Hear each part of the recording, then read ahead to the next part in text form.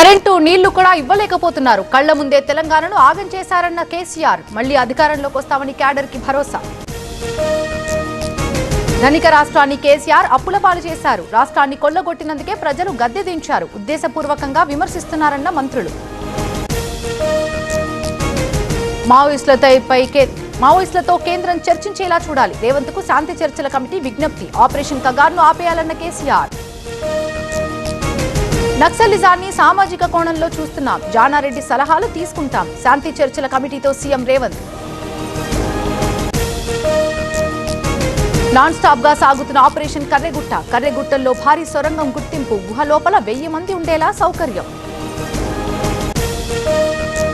Social media warriors పై అక్రమ కేసులు. పోలీసులు అక్రమ కేసులు పెడుతున్నారు. వచ్చేది తమ ప్రభుత్వమే అని కేసీఆర్ వార్నింగ్. మోదీ పర్యటనపై చంద్రబాబు రివ్యూ. ప్రధాని రోడ్ షో ఉండదన్న నారాయణ. రైతులకి సన్మానం లేదని మంత్రి క్లారిటీ. తెలంగాణ కొత్త సీఎస్ గా రామకృష్ణారావు. నెలాఖరున రిటైర్ కానున్న శాంతికుమారి. స్మితా సబర్వాల్ పై బదిలీ వేటు. రేపు విశాఖ గుంటూరు మేయర్ల ఎన్నిక. తునిలో ఏకగ్రీవానికి అవకాశం. కుప్పల్ మున్సిపల్ చైర్మన్ పై ఉత్కంఠ.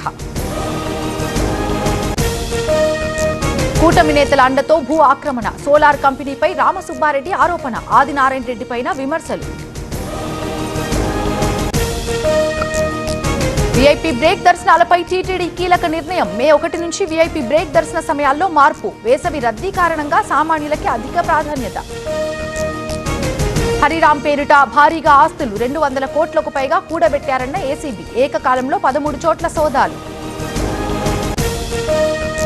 ఈడీకి హీరో మహేష్ బాబు లేఖ. షూటింగ్ వల్ల రేపు విచారణకు హాజరు కాలేలని లేఖ. మరో డేట్ ఇవ్వాలని ఈడీకి విన్నపం.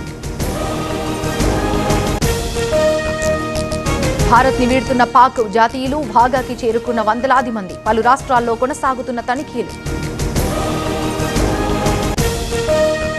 పోరుబందరు రేవులో భద్రతని కట్టుదిట్టం చేశాం. గస్తీ పెంచిన గుజరాత్ మెరైన్ పోలీసులు. అడుగడుగునా పడవల తనిఖీలు.